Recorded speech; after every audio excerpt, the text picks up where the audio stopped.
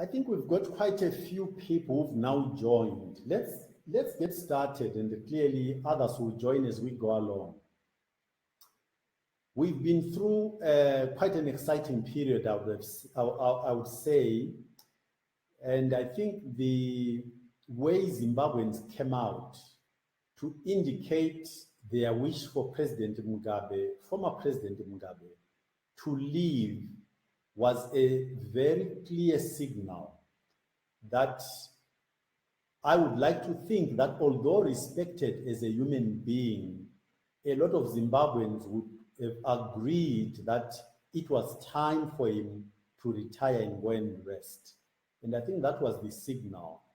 You'll notice that I choose my words very carefully because I believe that even as we asked the former president to retire, we should still, in a typical African way, in my opinion, be respectful. And I think that's what Zimbabweans did.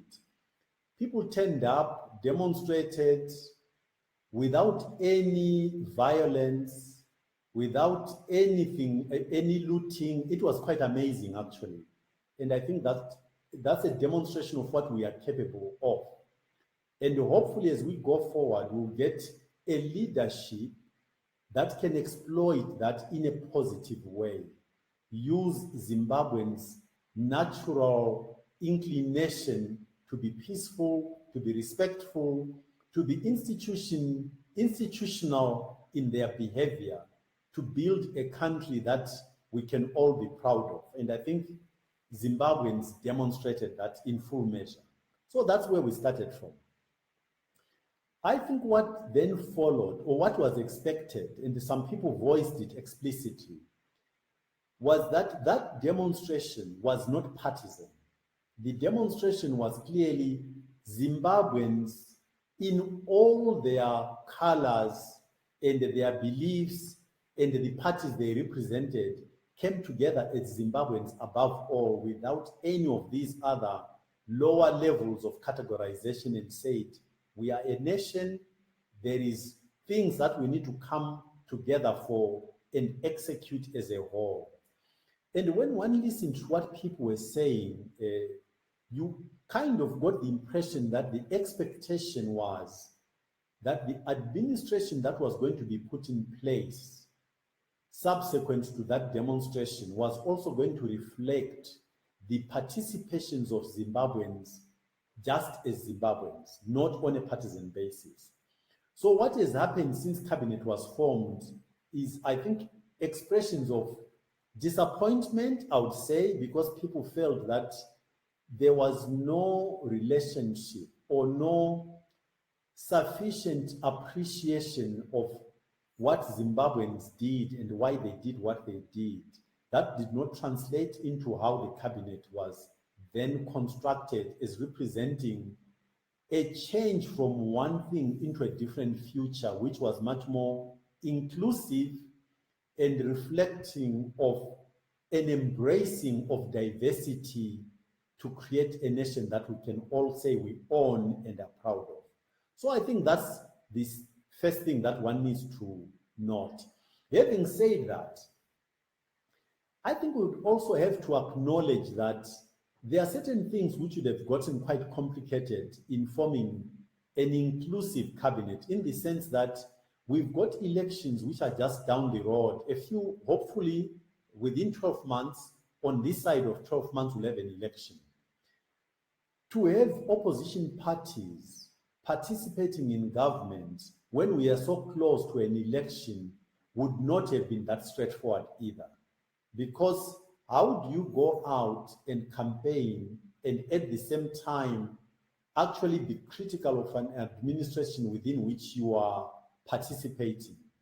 So in some respects, I think although people are disappointed because of what we went through and the demonstrations and the demonstration of unity, if you like, there is also, I think, a benefit in President Mnangagwa not having included the opposition in his administration, in clarifying that we are headed to an election and opposition parties ought to be focused on offering the population, the electorate, a proposal and offer a value proposition of what they are going to do differently from what is being done by ZANU, which is the ruling party. So let's not get too despondent about this outcome. I think let's look at the flip side of the disappointment of no inclusive cabinet to looking at the clarity and the focus it allows opposition parties to have as they prepare for the election. So that would be my observation on that. Having said that, what is my take on how we got to be where we are?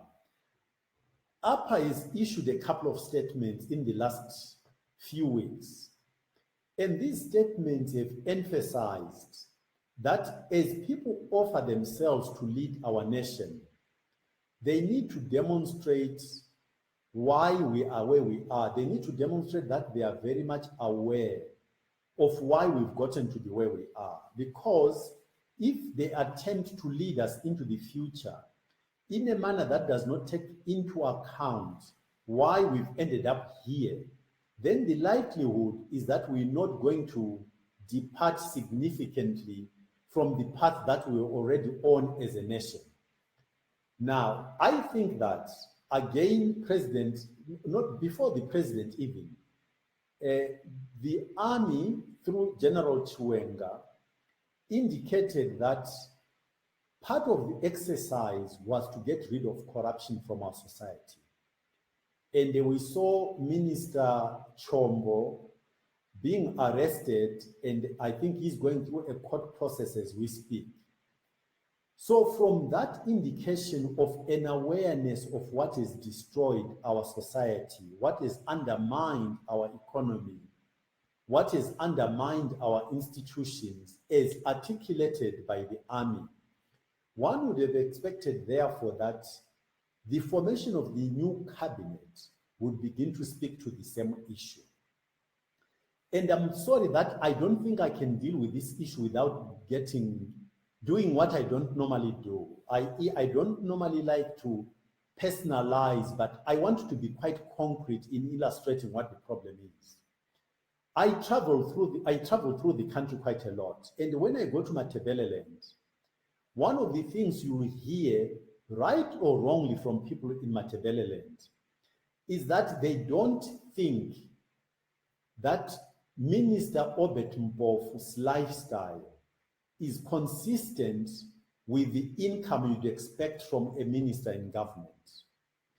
And therefore, I think there is a red flag that gets raised when the population, for whatever reason, cannot reconcile the existence of somebody like Obet Mpofu in a new administration, which is trying to persuade us that we've learned lessons that we're going to apply as we move into the future, and we're going to